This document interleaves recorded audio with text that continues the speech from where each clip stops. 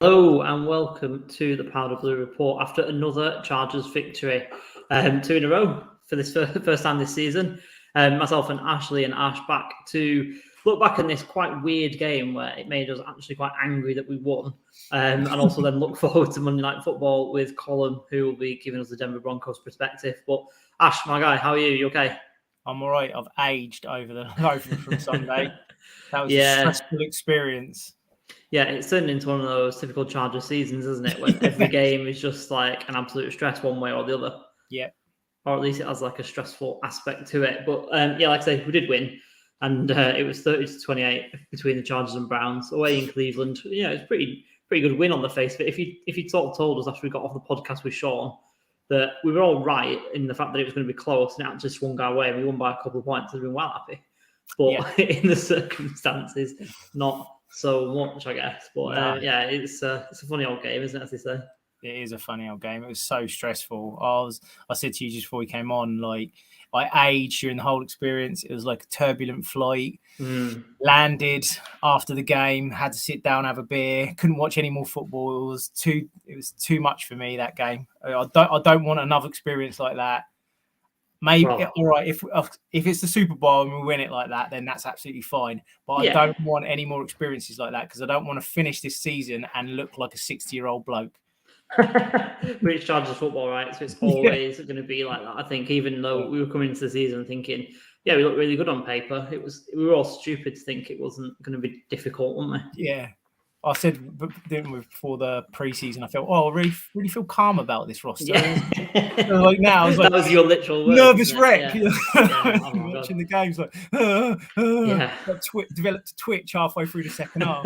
Third quarter twitch is called now. Well, that might be a symptom of Chargers fandom, I think, maybe. I know. We'll maybe get that diagnosed at some point. Yeah. But let's start off with the usual spot in the Chargers news. Not too much news coming out of Chargers camp, really. We've got a couple of items on our news agenda before we get into talking about the Browns game.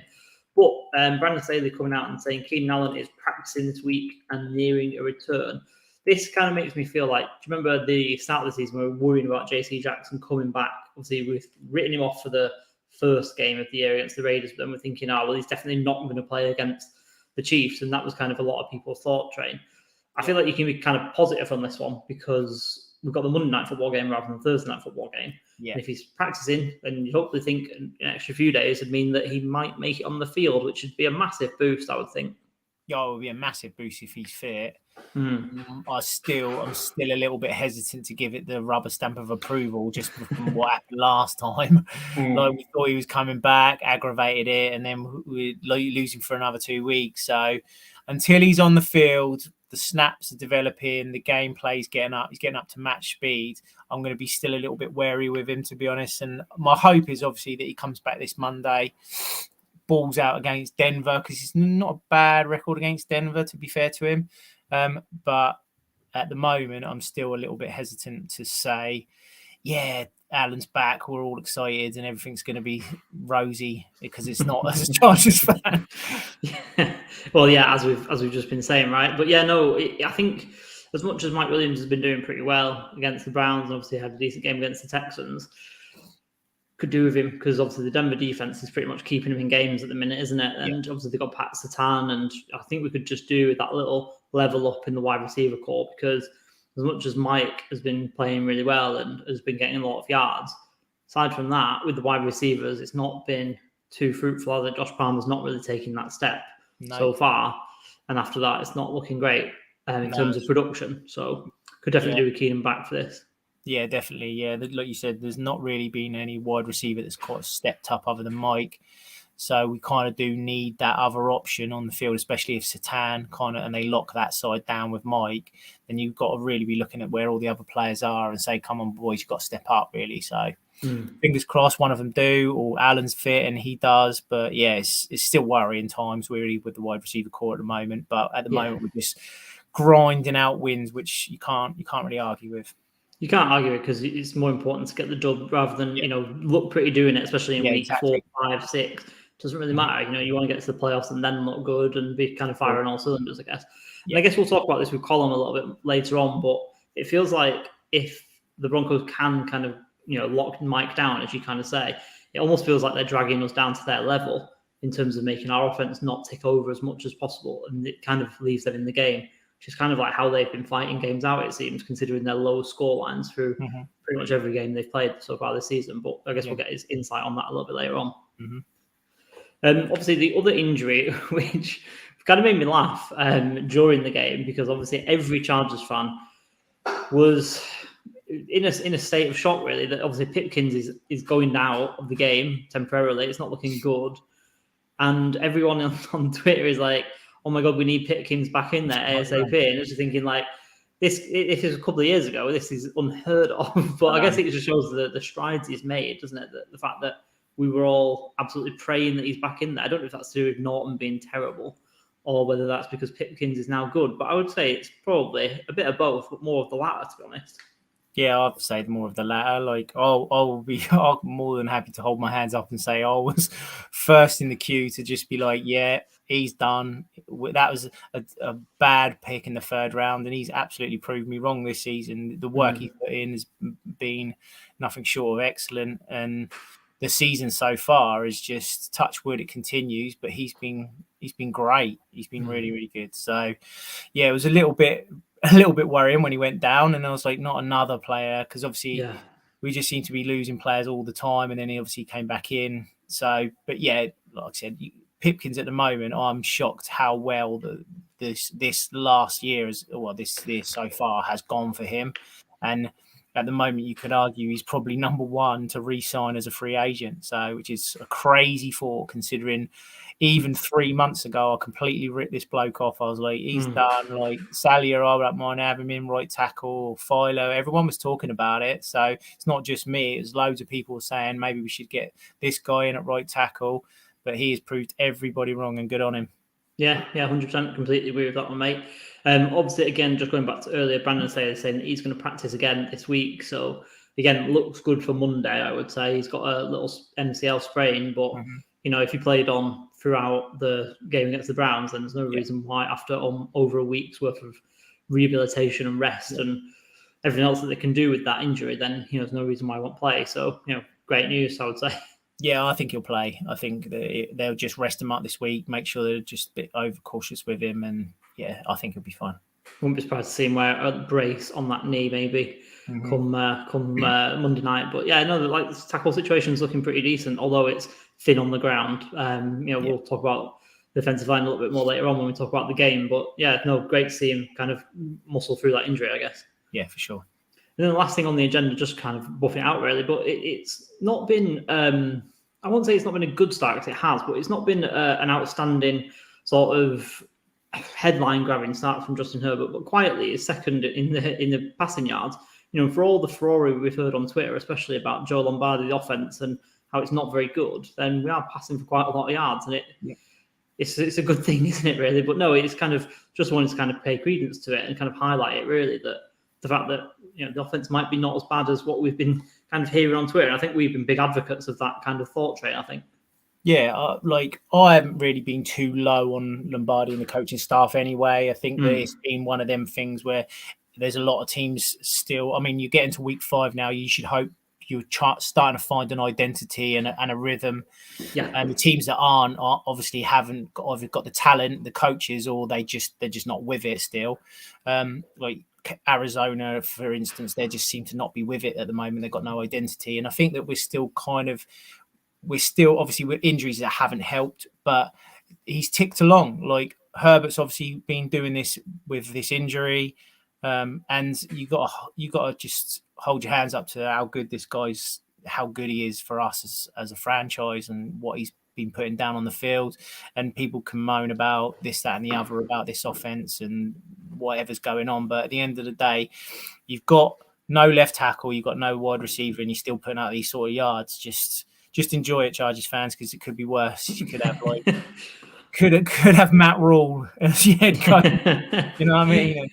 Well, he's now available, so you know some people could be on that thought train. I never know, but yeah, no, it's really good that you kind of mentioned that as well. Obviously, he is doing it through an injury, which has almost kind of been put to the back of a lot of people's minds now, because I think the past couple of weeks against the Browns and against Texans, it's not really looked like he has been injured, to be honest, as much as he probably is feeling it, almost certainly. But he's operating at a level that doesn't really matter about the injury at the minute. I just think like he's just ticking along really nicely. He's kind of got used to it. But I think we saw it in the Jags game. I've mentioned it previously that I think he was bothered by it. His accuracy was, but he's kind of learned to live with it and adjust to it. And or it's maybe got a bit better than it was. It's kind of healed quicker than we imagined it to do. Superman. Well, he is like you say. You just said it, haven't you? There's no wide receiver one. There's a couple of other things going wrong with Slater and whatnot. The D isn't playing as well, but he's still kind of carrying the team, carrying the offense a little bit. So yeah, hats off to him, and long may it continue. As you say, it could be much, much worse. For sure. So let's get into this Browns game then. So we obviously came out on top, 30 points to 28. But the main question is, as I'm going to put on the screen, I'm going to start. We usually start and go quite chronologically, but we're going to start at the end today with what was Staley thinking. Take us into your living room or wherever you're watching the game on Sunday night, and what your reaction was to this ridiculous end of the game. I couldn't believe it. I literally could not believe it. I was like, they've got no timeouts. They've got not a great passing game. You got under a minute if you punt it, and they'll have 80 yards to get at the end. Like, I know they got Nick Chubb, but it'd probably take him a minute to run up there. So I literally had no idea. Like, in my head, I was like, I was stunned silence, but I was a nervous wreck at the same time. Because I mentioned this on another pod recently. They didn't make any yards from the time that they got the ball back on that fourth. No, didn't they lose 1 yard? Yeah, and even if they had made like 7 yards on whatever play, 5 yards, I reckon he would have made that kick. That's it. Yeah. And that's done. And the scenario and everything, all of the headlines that have come out of this is completely flipped on its head and Chargers 2 and 3. Yeah. Like, it's like it stresses me out, man, with these fourth downs. Oh man, why can't we just have a conservative coach? To be fair, it's double-edged sword, really, isn't it? Because we do win games because of it, but not saying that we won this one because of it, because we didn't. I thought he got away with it massively, but massively. We do, and the Browns game last year was a prime example of it, wasn't it? We did win that game because he went for it on fourth down. Yeah. I mean, I said it on our Twitter account on Powder Blue Report at Powder Blue Report. I said that the Browns are going to sell out. I'm talking about when we had the ball just before we gave it back by going for it. The Browns are going to play the run, just play action it, and then obviously they did for the first down that we needed that got us down to the 2 minute. And Mike is he's in loads of space. You chuck it over to him, and he stays in bounds, which made up for the one that he didn't stay in bounds for. And you've got 1 first down. Just do something similar, because they would have sold out for the run. It's fourth and a big one. Well, they're not going to expect a pass. They have to sell it, because if they don't, then they're just going to run it and giving up the game essentially. Because then we've obviously won because we can just kneel it out. Mm-hmm. I don't understand why we didn't just do that again. Yeah, because I tweeted it out. We did it. I tweeted out a little victory lap, mini victory lap, and then we just didn't do anything that was similar to that. If you go back to the well, when it's worked for you. But anyway, then you just don't pump the ball. I just don't understand at all that decision, because like you say, the margin of error is about 7 yards. It's what I was actually texting Sean, who we had on last week, obviously our local Browns fan, and I said, what are we doing? You've got literally 7 yards. I was like, usually I'm like sat forward on my seat. I'm literally on the edge of my seat, because like you say, watching Chargers games is stressful. I literally put my phone down. I was sat back. I was like, well, we've just lost, because Nick Chubb's been running all over us. Surely they're going to get 5, 6, 7 yards, if not, because they still had like a little bit of time. They could have got maybe a first down and a bit, and then kicked a comfortable one, and then we would have had no time to reply. But defense, got him out of the hole, and even then, again, like I mentioned on the pod last week, myself and Sean were together, and Cade York kicked the field goal to win the first game of the season, and I thought, well, he can obviously make it at home. Wasn't really adverse weather. Why wouldn't he make it? Do you know what I mean? I just thought, well, and then, like I said, I was mad. I wasn't even happy about the win to begin with, because it just felt like a massive let off, and I said that to Sean. We massive let off. I don't know how we've got away with that, to be honest. And I just don't know what he was thinking. I don't understand why he would do that, to be honest. It's a really bizarre one. And I know that he's tried to explain it away, but I haven't really bought any of it, to be honest. And I don't know if it's beginning to become a little bit of a thing, because I know we've mentioned that previously in the last couple of weeks, that we've listened to Staley's press conferences. He just tried to explain a couple of things and it just doesn't add up. I hope it's not the beginning of a worrying trend. Yeah, me too. It was completely bizarre, like you said.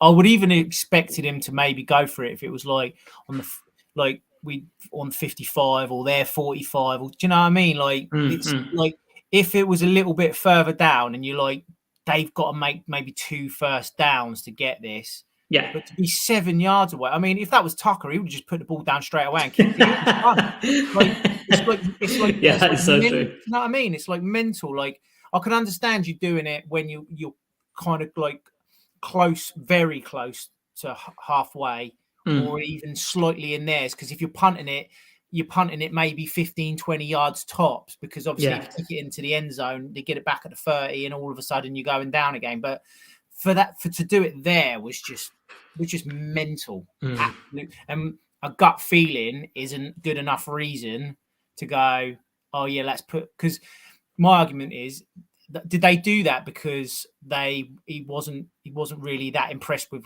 how the D has stopped them at the moment? Yeah, because he obviously didn't think that.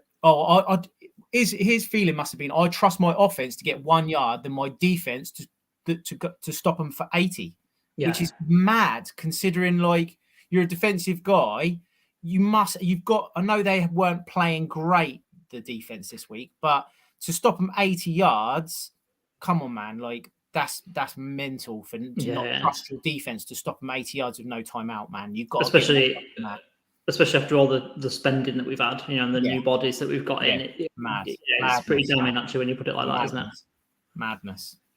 Anyway, let's flip it over to some positives. Let's intersperse negatives with some positives. Obviously, the running game was excellent. Austin Ekeler just feels like he's completely back now after a couple of against. Admittedly, 2 defenses that don't defend the run very well, but he really cashed in 199 yards, a couple of touchdowns all purpose. So, and then Josh Kelly feels like he's firmly RB2, and that kind of timeshare with Sony Michel seemed to go the right way. Obviously, with Sony Michel just having a couple of snaps, and Josh Kelly getting firmly at this like the RB2 reps and looking strong and looking like he was able to break away from tackles, which. Again, doesn't feel like the Josh Kelly of old, and he didn't feel like a fumble risk as well, which was always the one. Yeah, the run game at the moment is it's so nice to have a run game back. Like just to it just opens up everything, and I think you can kind of see it with Herbert as well, that it's made him more relaxed. The throws are easier, the game plan's easier. It's just to have that run game, and like you said, with teams that don't have it, for example, the Rams don't have it at the moment, and they are looking awful on offense because they haven't got a run game. You've got to have something. It doesn't mean you've got to have a Nick Chubb and you can tear off for 200 yards every week, but you've got to have something that makes the defense respect it. And for the first 2 weeks, we had nothing. They weren't really respecting anything as our run game because we didn't have anything. But now, all of a sudden, teams are going to have to say, "Hang on a minute. If we sit two high safeties and we play further away from the box, then Austin Ekeler is going to eat yards, and so's Kelly at the moment. So it's really nice to have that run game back." Yeah, 100%. And just before I flip it on to the other side, it'd be nice, I think, to get Isaiah Spiller involved a little bit, especially if they're only going to give Michelle a couple of touches here and there. Why not give that to your rookie? Let him see what he can do. Because we know what Sony Michel is right now. I'm not saying like banish him forever, but see what it is. Mix it in there. Yeah, I would. Maybe after the bye. Yeah. Especially after the talk of like, because obviously now it's getting like first coach is gone, trade deadline's week 9. There's McCaffrey rumors around. There's things you might as well start experiencing, like going at say, right, we're not getting anything out of Michelle. Let's face it. Kelly's clearly the RB2. Even if we just bring Spiller in for a few snaps here and there, just to get some experience under his belt, just bleed him in a little bit. You never know, you might need him later on in the season, and you don't want someone that's not had a taste of the NFL field already, and you're going to ask to look at him maybe week 10 if we got an injury. Do you know what I mean? It's just not good enough. Yeah, no, definitely. You got to sprinkle him in there, haven't you? On the other side, though, just really quickly, because obviously we've got a couple of points to get through, and Colin has just joined the green room. The run game on the other side of the ball, not really stopping that. It doesn't seem like the run fixes of kind of done what they should have done, really? Or was it just Nick Chubb? I'm not really sure. I think it's a bit of both again. This run game, we're not like... So I think I saw a stat the other day that we're actually, if you took away the 4 big runs in the 4 games, the Clyde Edwards-Helaire, Robinson, Pierce, and Chubb this week, if you take away the 4 big runs that went for touchdowns or over 50 yards, then we'd be the 5th best run defense in the league. Oh, okay. That actually makes me feel a lot better, actually. Yeah. So the problem is because we gave away these massive, great big yards, and all of a sudden, and obviously they went for most of for touchdowns. The problem with the run game at the moment is our perimeter run. Yeah. So we're good at stopping the run centrally, but when they bounce it out, we miss too many goddamn tackles all the time. Yeah. And our perimeter, we can't stop the run on the perimeter. Obviously, I think we miss Bosa at the moment, and I think that just with our linebackers and our corners and our safeties, they're just not doing a good enough job on the perimeter for the D. So I personally think that it does sound, and it is really bad, because we're giving away these big chunk runs, and that's not good enough, because that shouldn't be happening. You're either over-egging it, you're not setting the perimeter up right, and you haven't got enough cover there for if someone does break free. But on the other side, it's not as bad as it looks when you actually break down. If you cut out 4 or 5 of those runs that went off a massive yardage, we're actually not as bad.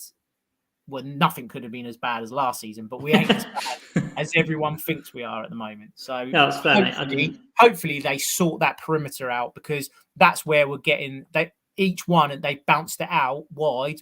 Robinson did it onto the left. Pierce has done it to the right. I think Chubb did it as well, and so did Edwards-Helaire. And it was 2 or 3 times was a missed tackle, and it was just completely blown coverage. Because sometimes Staley relies too much maybe on man versus man. If one guy literally does miss a tackle, it breaks away and he's got no cover. So maybe he needs to just be a little bit more conservative in the way he looks at that. Yeah, interesting. I mean, like you say, it's definitely surprised me. I wasn't aware of that, and it does make it seem a lot better in comparison. I mean, that maybe played into why Gilman played rather than Adderley, or it might have been a factor, because obviously Naz did get caught out for that Damien Pierce run. He was super flat-footed for that one. I also thought it was maybe Derwin's worst game as a Charger, from what I can remember. I thought he missed a few big tackles. I thought he missed a couple on Chubb early that allowed him to get some runs out there.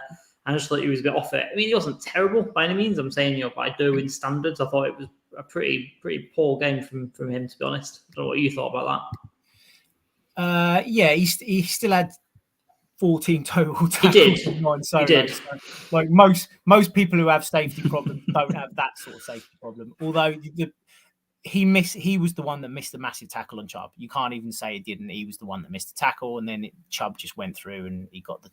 So, and probably, if I'm honest, that kicked Derwin in, that light a fire under Derwin's belly anyway, because he's probably his own worst critic. Like, he knew that he messed up. That was his fault. He'll hold his hands up. He'll be the first to say it, and that probably spurred him on to be a bit more ferocious in the tackling department after that, because he missed an absolute sitter with that tackle.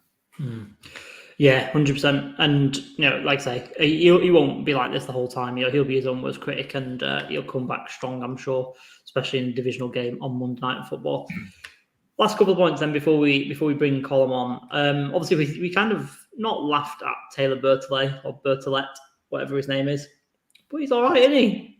Yeah, well, anyone who can kick a field goal, mate, I'm happy. Like, anybody, literally, you put anyone, Harry Kane, whatever, I'm happy as Harry. Like, so he did all right. He did really well. Like, considering, obviously, he got the game ball from Staley. Come in, obviously, was one of them ones where it was, he might not have even saw the field anyway. They were still weighing up Hopkins' quad. Really close to sort of like maybe the day before, I think it was. Gave him every chance, didn't they? And then all of a sudden it was like, it's Bertolet's job. So fair play to the lad. Yeah, he absolutely balled. Yeah, and if he keeps up 100%, then I'm sure it'll be a decision to make when Hopkins comes back. But first game on the road, loads of midges that we heard about from Daniel Popper and the like, and that can't have been easy. So yeah, fair play. Like you say, got the game ball and moved on. Maybe he'll get one from us a bit later. We'll see. Last point before we get Colin on, I just wanted to give a bit of a shout out to Zion Johnson, who again had an absolutely anonymous game in the best way possible. 0 pressures allowed. Again, the guy's an absolute machine. And, with Slater, when he comes back, obviously we've got Jamari Salyer, who I think, again, passed his test against Myles Garrett with pretty flying colours, to be honest. I mean, wasn't perfect by any means. It wasn't like the Texans game where he was absolutely spotless, but didn't get any sacks and didn't look overwhelmed by Myles Garrett either. So just kind of wanted to give a shout out to this offensive line that we're building, because as much as, we've mentioned kicking, we've always had a problem with that. Offensive line has been our biggest Achilles heel for a long, long time. And I mean, we've mentioned it before, but Slater, Salyer, obviously we've got Lindsay for another couple of years, and then obviously you've got Zion now, and this is looking really, really nice. And I know that you went down to Packers practice, didn't you, last week, and you got a bit of an insight about Salyer. Just tell us about that. I spoke to. I had a brief conversation with Quay Walker when he was there, just to say did you watch Jamari Salyer 2 weeks ago? Obviously, this was before this week's game. Did you see him? What did you think? He was like, I knew he was going to ball out. He's he's such a humble dude. His work ethic's really great. So yeah, it wasn't. He said it wasn't really a surprise for him that he'd done so well. But even this week, he gave up 6 pressures to Garrett. But this is only the 8th game Garrett's ever had in his career without a sack. So, wow, you're coming with some great stats today, mate. That's a good one. Yeah, I know. I was like, when I saw that, I was like, that is a really good stat. That is a really good stat. And in my opinion, and I know this won't be a unanimous opinion, I think Myles Garrett was the best pass rusher in the NFL. So if you're giving up a handful of sacks to him and a handful of pressures and no sacks, then that's a pass, I would say. 100%. You ain't gonna have a spotless game against that guy, I don't think. Yeah, 100%. And just to go back with the offensive line, Filer had a good game. It's a bit of a resurgent game for him, because he's been probably one of our weakest players on that offensive line the first few weeks. Lindsay's back, absolute anchor. And then Zion and Pipkins on that right-hand side at the moment. I am absolutely loving it. Absolutely loving that right-hand side at the moment. We are eating the ground game on that right-hand side. And Herbert he's liking it at the moment. When he comes out of the pocket, likes to move on to that right-hand side. He knows that them two guys, because of their athleticism, they've probably still got his back, to be honest. And yeah, it's a lovely place to be with this offensive line at the moment. It's a shame Slater's not there as well, but Sally's doing a great job for us. Yeah, it's all working really nicely. And obviously, like I say, Justin not looking like he's too bothered by an injury and looking relatively mobile as well. Mm-hmm. So, yeah, long may that continue as well. So, a bit of a mixed bag, obviously, with the Browns' victory. I thought, to be fair, looking at our sheet beforehand, I thought it was quite negative, but I thought we were quite positive throughout that. So, for sure. We'll give ourselves a pass on other than the first bit that made us all nutcases, I'm fine. Yeah, absolutely. So let's move on then to Monday Night Football and bring on today's guest, friend of the pod. We've got Colin from Cork. My man, how are you? You're on mute, by the way, just so you don't kind of come in and on mute. How's it going, lads? Always good to join you. And I think there's a lot to talk about between our 2 respective teams going into this Monday night game. There absolutely is, mate. Yeah, we're going to get into it on both sides of the coin here. But just for anyone who didn't see our AFC West preview, our roundtable that we did with a whole bunch of guys, Colin, just tell everyone who's listening and watching who you are, what you cover, and obviously, you're from the Denver Broncos side of things, but just kind of go into a little bit more detail there. Yeah, cheers, Lee. So been a Broncos fan for a long, long time, since back in the late 80s. So watched us get annihilated by the 49ers. That was the first Super Bowl I was actually allowed to stay up for. I did, although it was slightly before my time, but a wry smile when you were talking about, if you take out the big runs, because I felt like saying, well, if you take out the Broncos' second quarter against Washington in the Super Bowl, we win it. We win it 10-7. So good old Broncos. Always clutching grasping at straws there, Colin. I was trying. Well, look, I get show it. Positive. I get it. From a team, biggest ever defeat in a Super Bowl, worst ever quarter in a Super Bowl. So many records. But for me, people are probably best place to catch me is on the Irish NFL show. Yeah. We are just coming up actually on our second anniversary of the Irish NFL show, and we go out live 3 times a week on Mondays, Wednesdays, and on Thursdays. And obviously, just coming off the back of a couple of big live shows in London, which were great, and looking forward to welcoming the Broncos in a couple of weeks, which should be good. And it sounds like the team are actually going to come over early, which will be a big difference from a decade ago. And hopefully we won't be spying on the opposition this time around. I don't believe the Irish NFL show is only 2 years old. It feels like you guys have been around for longer than that and doing great work.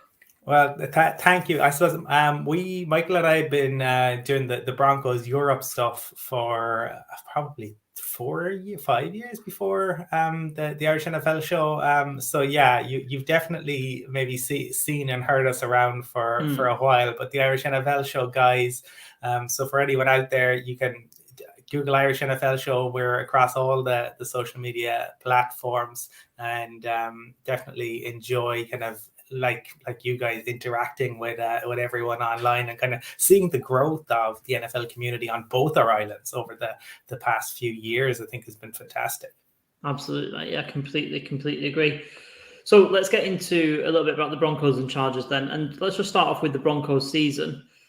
As much as 2-3 and an offense that isn't really ticking along doesn't look great, it could be much better, couldn't it, really? How are you kind of seeing this? Are you seeing this as a bit of glass half full or glass half empty at the moment this season, Colin? I suppose you can look at it definitely a couple of different ways. It could be much better, but equally it could be worse. You know, we kind of, I am sure the 49ers are looking at it thinking, how did they lose? And equally, it wasn't the most inspiring performances against the Texans. Look, for the Broncos, this is the tale of the red zone woes. I mean, to go 0-4 in the red zone in week 1, and again last week against the Colts. Apparently, that is the first time since at least 2000 that a team has managed to do that. Twice in the opening 5 weeks, which is quite something. But we've actually moved the ball quite well outside of the red zone. And I was obviously, before coming on, was having a look at some of the stats and stuff. So yards, in terms of passing attempts, we're not massively behind where the Chargers are, and it's the same yards per attempt, which is an interesting one. But the red zone woes have just been so bad, and the injury, and I know the Chargers obviously have had a key injuries as well, but I think you guys are maybe second to where we are in terms of the cap that's on IR. For the Broncos, we're almost at 33% of our cap is sitting on IR at the moment, which is quite something. And obviously, there's the story about Russell Wilson and the injury and what that is. And I know the Chargers' former team doctor, who has an interesting history, and any listeners or viewers should definitely Google him. Because he's very prominent on Twitter, and he makes a lot of pronouncements. But he's a really interesting history. I put it that way. But what is Russ's injury, and what does that look like? I think there's massive disappointment because it just feels like more of the same. Okay, and I know even not being Broncos fans, I'm sure you saw the images, the carousel images of all the QBs and all the Broncos offensive struggles over the past kind of 5, 6, 7 years now. If you go back to the 2015 season, So it was supposed to be different. We were a QB away. So I think there's a lot of frustration in Broncos country with the coaching staff, with the QB, and also probably with the receiving core. I mean, I don't know if a player has ever been hyped to the way in which Jerry Jeudy was hyped. And they're still talking about the route running, but we're yet to see him really, really explode. Yeah, that's very true. So you've mentioned obviously about the problem in the red zone. What would be the main issue there in the red zone? Obviously, you've got some red zone weapons, like you say. You've got Jerry Jeudy, who's a sharp route runner. You've got Cortland Sutton, who can go up there and climb the ladder and win a jump ball. You've got some short yardage running backs in Melvin Gordon if he's not fumbling the ball. What's the problem there? Obviously, is it Russell Wilson that just doesn't want to throw it over the middle anymore, or never has done? What is it in your opinion that why it just stops working at that 20-yard line? I think it's a little bit of everything in terms of the issues that are there. Our tight ends, like again Albert O, an awful lot of people talked over the summer. He was a sleeper, but he just hasn't performed at all, and so he has seen, I suppose, the percentage of snaps just fall off a cliff. And I think the Chiefs showed the other night, and I think Mark Andrews shows the value of a tight end in the red zone. So that's been an issue. And I think the way in which obviously we've set up like 2 fumbles on the 1 yard line against the Seahawks. Again, what are the odds on that actually happening? And then you go back to the way in which they lined up against the Colts and lining up in shotgun, and that comes back to Russ's height. We saw Tua talk about it earlier this year, and it is an issue in certain instances. But there are ways and means to scheme around it, and I think that's where my biggest issue currently is with the coaching staff, because I think we have completely indulged the players. That you go back, like Hackett came in, and there was a breath of fresh air around the positivity and change from the Vic Fangio era. But when you consider you're in Seattle, and you try a 64-yard kick, I mean, the hint is in the name, Nathaniel. Like, he should have been telling the kicker to sit down. Nobody's made a 55 yards is the longest kick at Lumen Field. It's also not only you obviously at sea level, but it's just not a nice place to kick. It's a bit like the formerly Heinz Field. It's difficult for kickers, and you decide to go from 64, and it just doesn't make sense. Then you decide, obviously, in the other games that you're going to take it out. You're not going to go with your kicker. You're going to put it in Russ's hands. But the way in which kind of Russ has been mollycoddled, I don't think has helped Russ. I go back to that 2015, right? And you're coming off Peyton Manning, right? One of the best QBs to ever do it. But he's not what he once was. And Gary Kubiak comes in and he says, I know 2 years ago you set a record for points, for touchdowns. It was everything, but you're just not the same. It is the Gary Neville piece where you remember he just fell off a cliff and he realized at halftime at one point. And that kind of happened to Peyton, and Gary Kubiak just said, well, we're not going to run your offense anymore.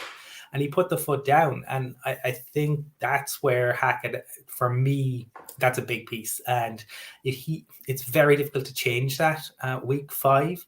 And I don't think the Broncos will do anything rash.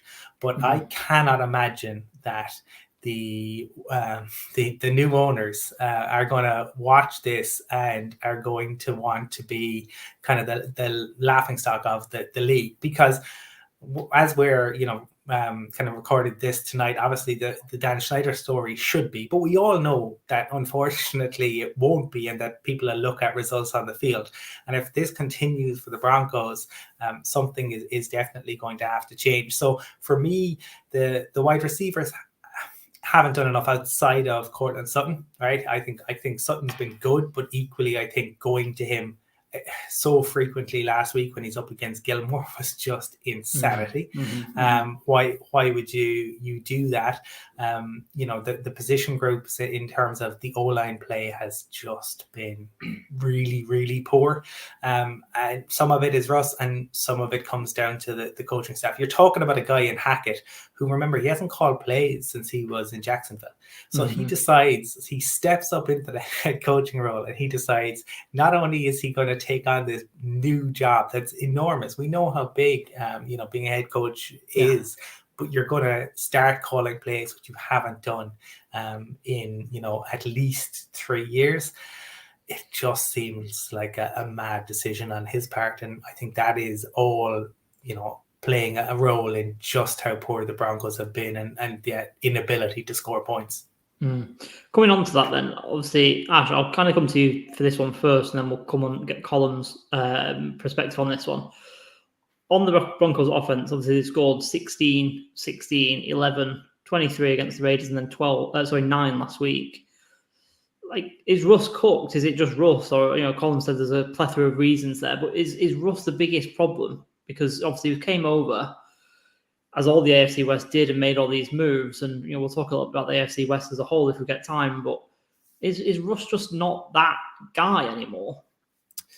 I don't think he's not that guy anymore in some respects. I just think, like Colin touched on it, I think that the whole change in the environment that he's gone into, he was, in the last few years, he's been kind of living off the familiarity of everything in Seattle, where it's kind of like he's been getting away with certain aspects. But I watched him against Indy, and he just looked really hesitant. Like, didn't normally ever used to see that with Wilson. He just used to make decisions.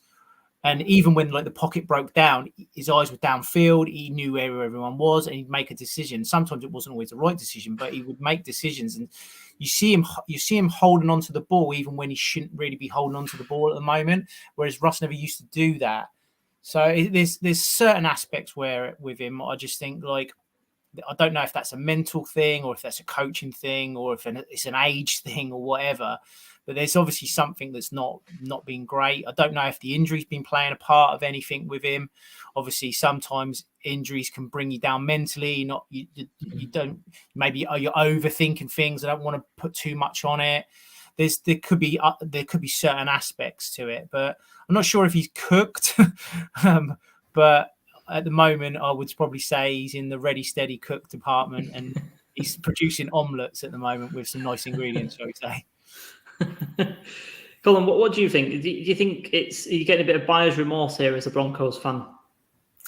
Well, not in terms of the trade, I suppose. I think they had to do something, and so that made sense. In terms of how early they gave him the contract, I think that's maybe where you'd ask questions. Would you not have Russ had 2 years left? And I know he probably wanted to get it done. Would you not have let it play out for a little while, It probably seemed like a great idea at the time and a lot of fanfare when it was announced.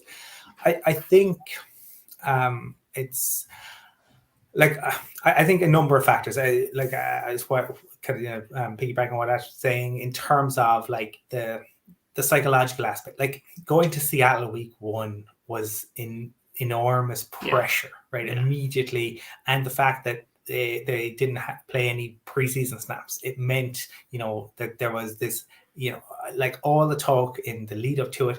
And in fairness, like Richard Sherman has seemed to make it his mission throughout the first 6 weeks to just every opportunity he gets, he's chirping.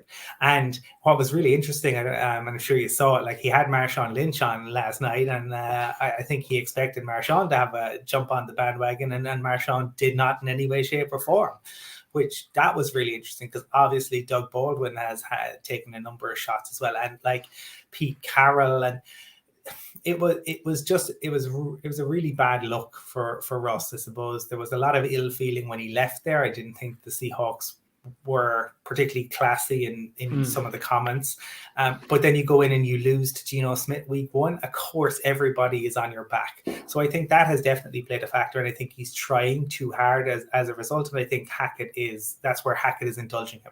And I think if you had a kind of a stronger head coach who just kind of curtailed things and said, hey, we're actually going to, you're going to do the bare minimum in terms of your media appearances, and I'm going to do the talking for you, and this is how we're going to run the offense, and we're just going to ease you back into it.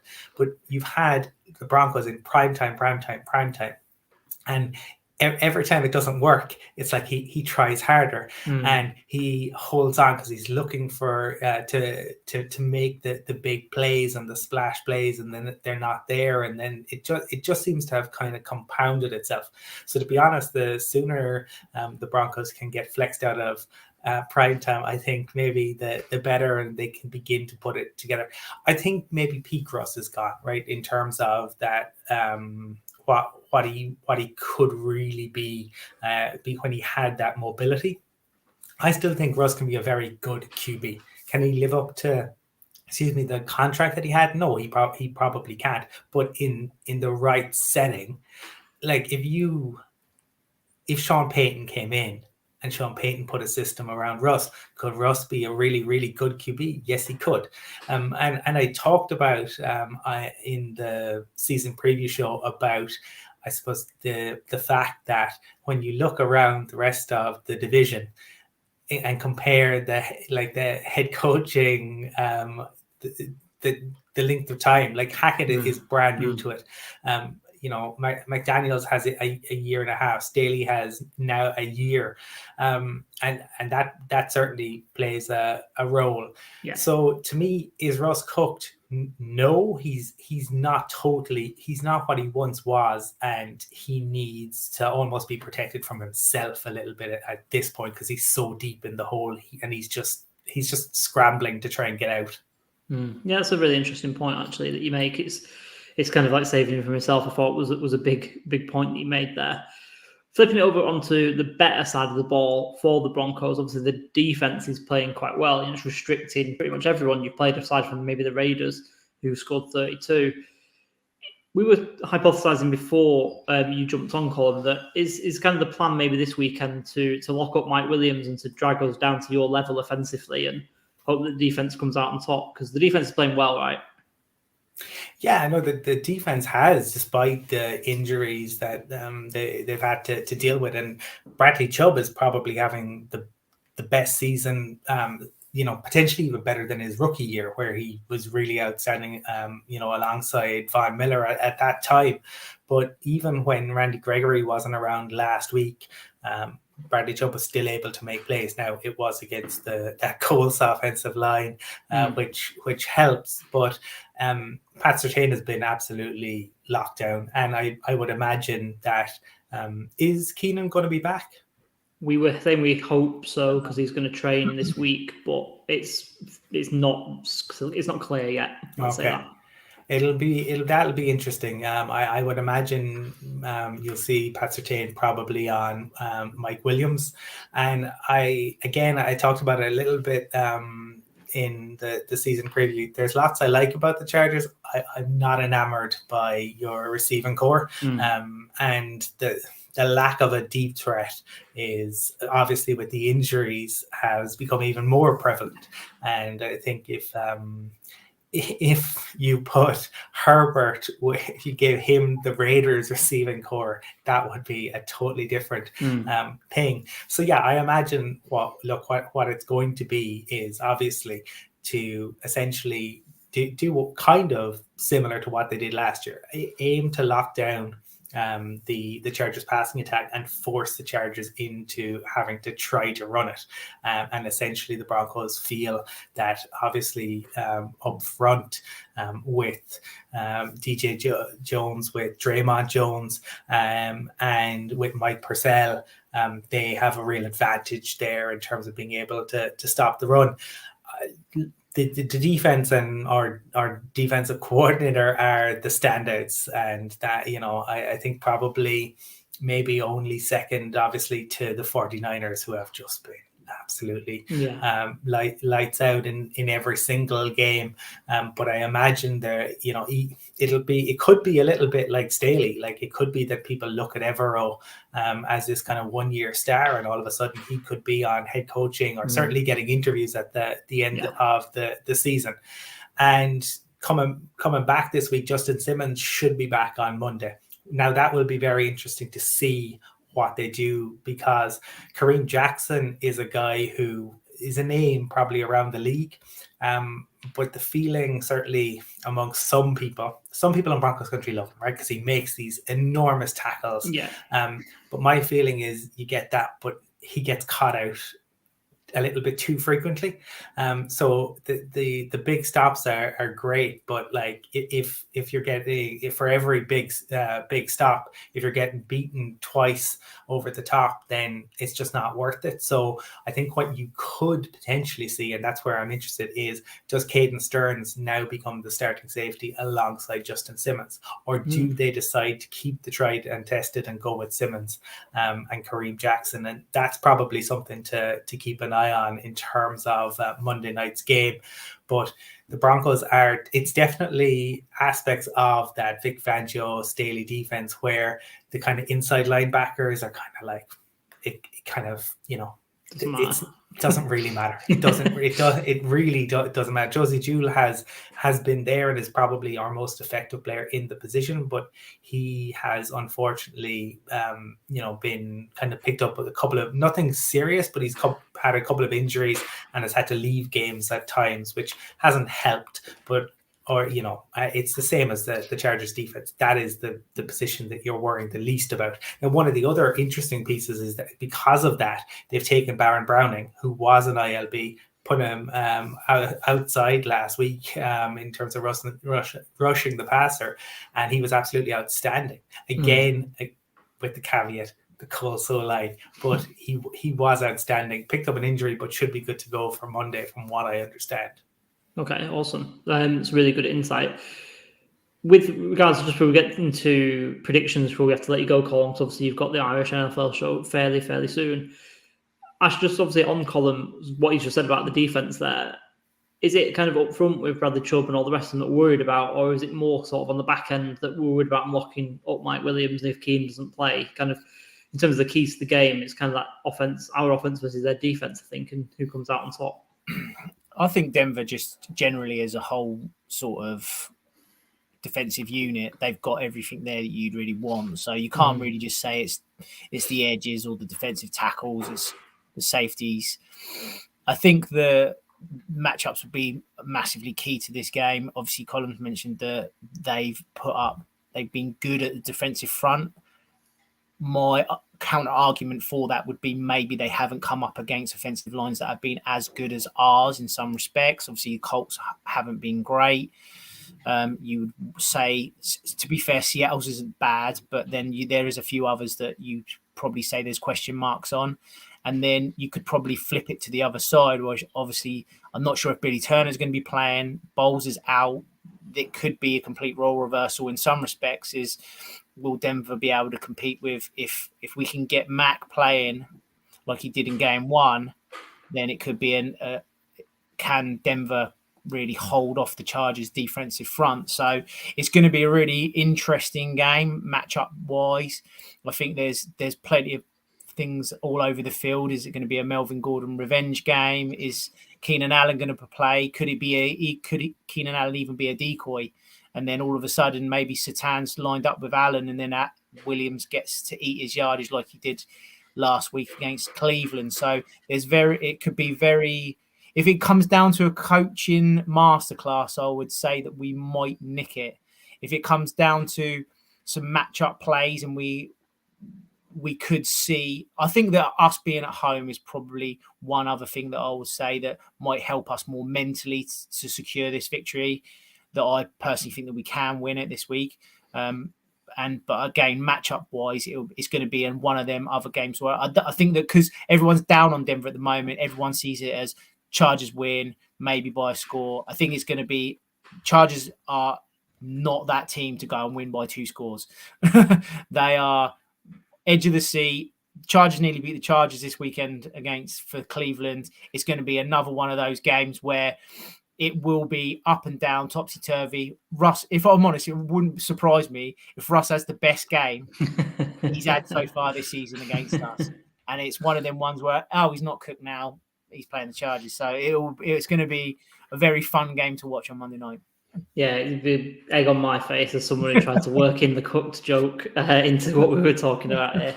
But yeah, no, we will see. I'd like to say I think it's going to be fairly close. But Colin, just before we let you go, give us maybe a score prediction or a margin of victory, and also kind of what you think the keys to the game are in particular.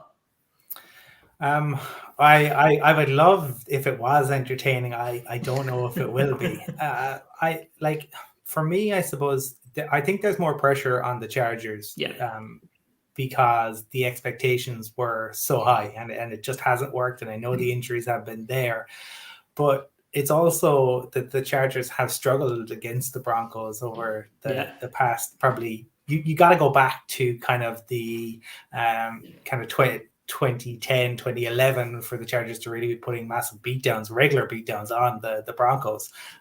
Then obviously Peyton comes in, but even in the post-Peyton Manning era, the Chargers have struggled. And I was there last year. The Chargers, the expectation going into that game, now granted it was at Mile High, was that this was going to be the Chargers by all sorts. But the Broncos have been able to drag them down. So I suppose for me, right, if I take off the Broncos cap for a moment and as a neutral, are the Chargers for real? And this is an opportunity to actually show they are for real, because as I said, it's not in Mile High, it's against a very good defense, but a team that isn't an offensive powerhouse, certainly at the moment. So it's up to the Chargers to really take advantage and show that they can go out and do that. For the Broncos, look, I think it's going to be a game a little bit like last year where, if the Broncos are to win it, it's going to be on the ground. With losing Javonte Williams to an awful injury, will he ever come back the same? They brought in Latavius Murray, who we saw in London just a few weeks ago and had a decent game. Melvin Gordon, he's a fantastic runner. Obviously, both teams know that, but the fumbles at the most inopportune moments, that's the killer, and that has only gotten worse. And how do you rely? It's a bit like backing the Vikings. You just don't know when it's going to go against you. It's going to happen. You just don't know when.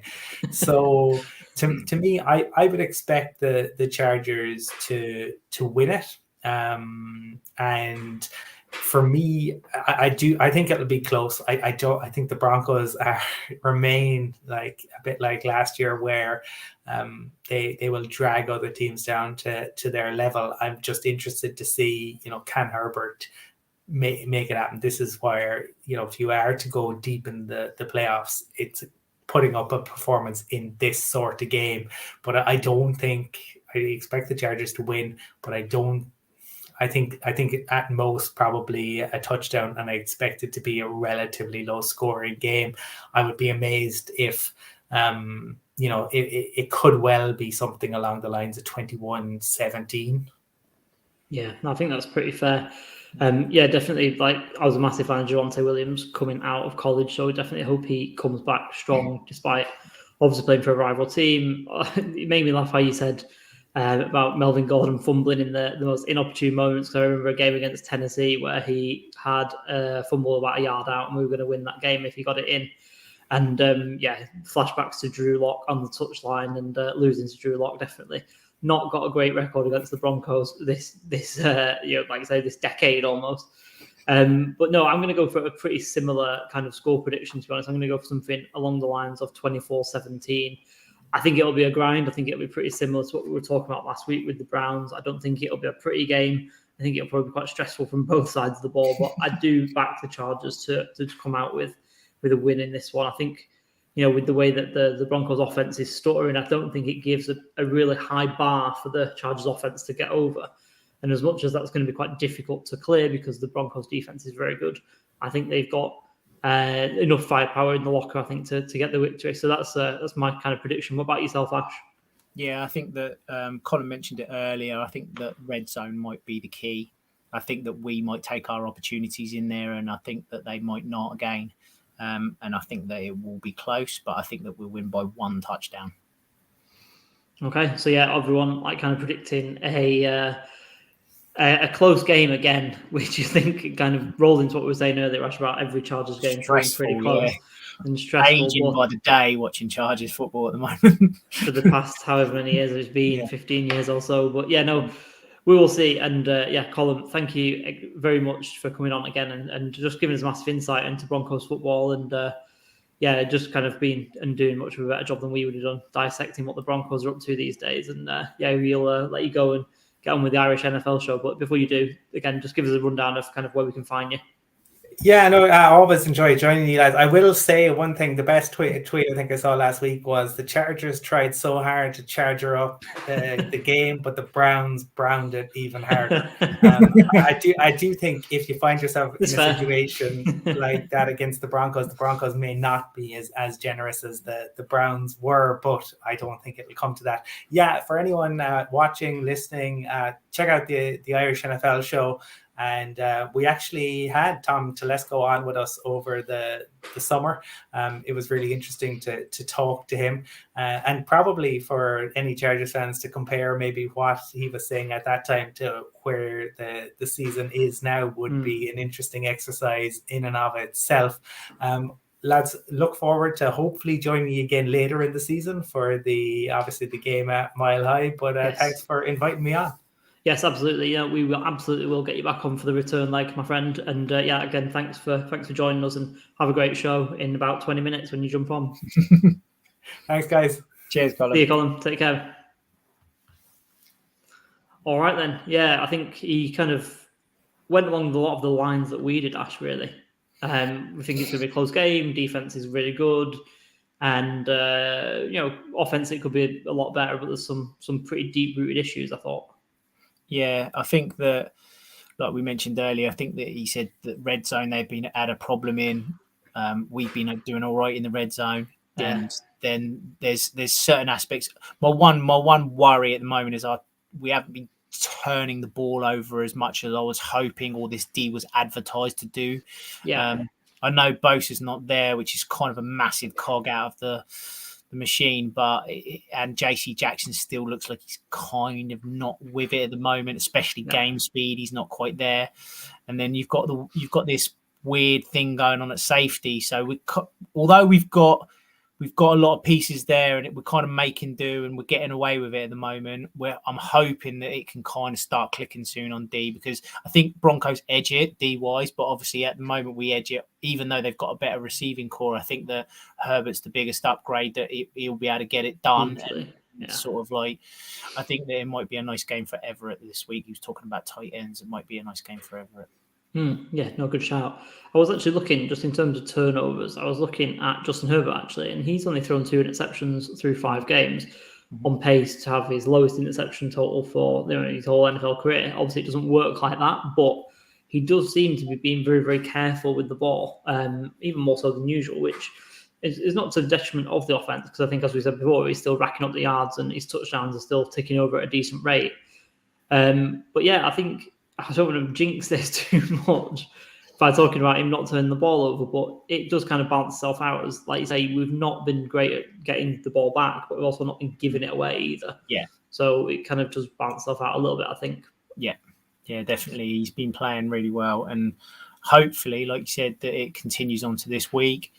Obviously, like, even though we're missing a few wide receivers, we touched on it earlier, I think that the tight ends might be quite key in this game. From maybe not on Denver's side, but for our side, if I know Parham didn't really see much of the field, and McKitty's been a bit hit and miss, but we need some guys to step up other than Mike. I know Eckler's been doing it on the ground game and stuff, but this might be quite a harder game to run the ball on.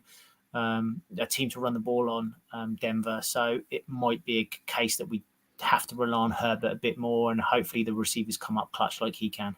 Yeah, it might be a bit of more of an acid test of the run game, because as we said, the Texans and the Browns not defending the run great. So if we can maybe run it on a team that is a bit better against the run and is better defensively as a whole, then maybe then we can start to maybe think, like you say, oh, we've got an actual run game now, and it's not just all Herbert's shoulders. So that'll be something to watch, and maybe a storyline to come out of this game come Monday evening, Tuesday morning. So let's wrap it up then by talking about the players that have played well over the past 7 days and give out our game balls. I'll kick off with yourself, mate. You kick us off here with your game ball for the Browns game. It's a tough one. There's a few, isn't there? There's a few, obviously, because the games made me so irate. I kind of just lost my train of thought with some of these players. I'd probably, if I'm honest, I'm going to probably give it to Mike Williams again. I think that he come up clutch when he needed to. That was definitely a touchdown, 100%. Yeah, oh my God, yeah, we don't even mention that. I cannot believe that was not given as a touchdown.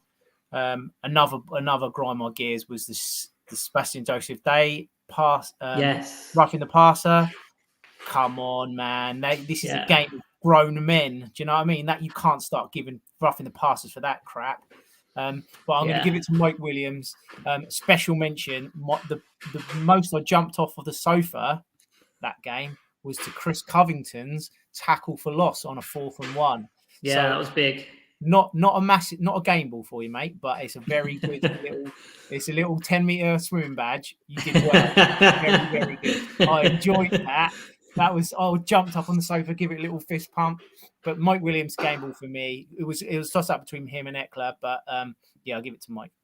Yeah, no, I think that's actually really fair. I thought that was a really big play, a big moment again to stop them on 4th down and get us the ball back. So just really briefly before I go into my game ball, the roughing the passer had a bit of a mare weekend, didn't it? Obviously, the one on Brady, Chris Jones last night that was an absolute joke as well. It just seemed all a bit silly, all on one weekend, it seemed. And the one, I tweeted out from our account saying, Sebastian's got no better. But then I saw a replay of it and I was like, well, actually, it was literally nothing. And it obviously gave them 4 more points than it, pretty much.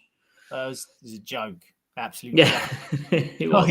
Just let them be men, man. Just at the end of the day. And it wasn't even that. It wasn't even. But they should just be. They shouldn't be throwing flags for this anyway. Like it's all started when they started. Like you can't bring your body weight down on the quarterbacks. It started to go into that direction, and then it's just got worse and worse and worse since then. You can't ask defenders to do hardly anything now. It's just makes a bit of a mockery of it, and I just think that they need to go right the way back to square one and say, as long as you don't go down low on the knees, that's personally my opinion. Everything else is fair game. Obviously, you can't fucking grab their helmet and stuff.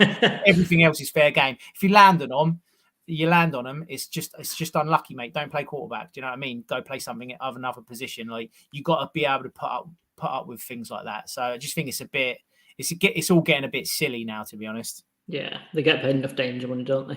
Yeah. So my game ball, I'm actually going to give it to Jamari Salyer.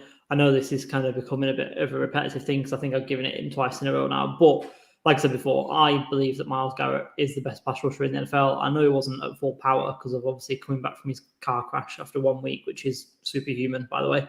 But 6 pressures, no sacks, and the offensive line just looking absolutely fantastic. The guy's in his second game. I know that, like we were saying last week, we were shocked that he fell to the 6th round, and Quay Walker was as well, as you mentioned. But the guy's going out there, stepping in for an All-Pro left tackle that everyone's astounded with, and everyone's kind of not hoping for the drop off to be too bad, but it's not, to be honest. I know it's 2 games in, and he's had one Texans team which are fine, and then Garrett or the Browns, but it's going very, very well. And if he kind of puts it up against Bradley Chubb and that defensive line, then we can maybe say that we've got a legit guy who is going to be a great NFL offensive lineman for many years to come for the Chargers, hopefully. So he definitely deserves it again, and just a guy that I'm just really really excited to see move forward throughout the season now, to be honest. For sure, definitely.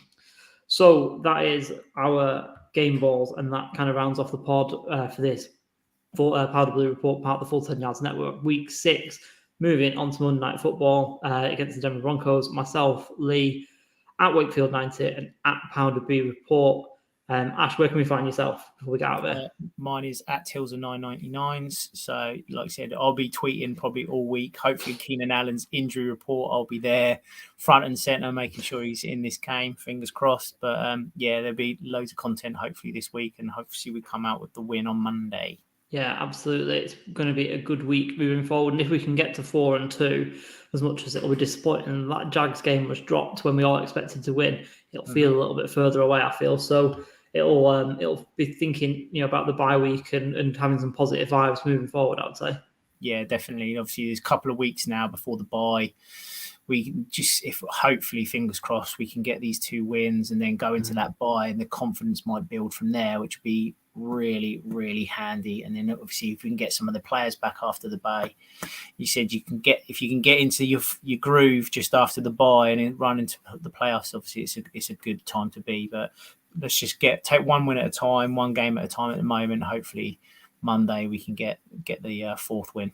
Yeah, absolutely. So yeah, we will be back next week. Thanks for watching. Thanks for listening. If you're watching on YouTube, don't forget to like and subscribe. Got to say all that nonsense for the algorithm. We'll be back next week previewing the Seahawks game and also looking back at this one. And we'll be looking forward to that one with Jordan, Seahawks fan, who is talking a little bit college football. So we might sneak a bit of college football chat in there because we know that we're into that as well. But like I say, thanks for watching and we will see you next week. We are the Proud of Blue Report. See you then.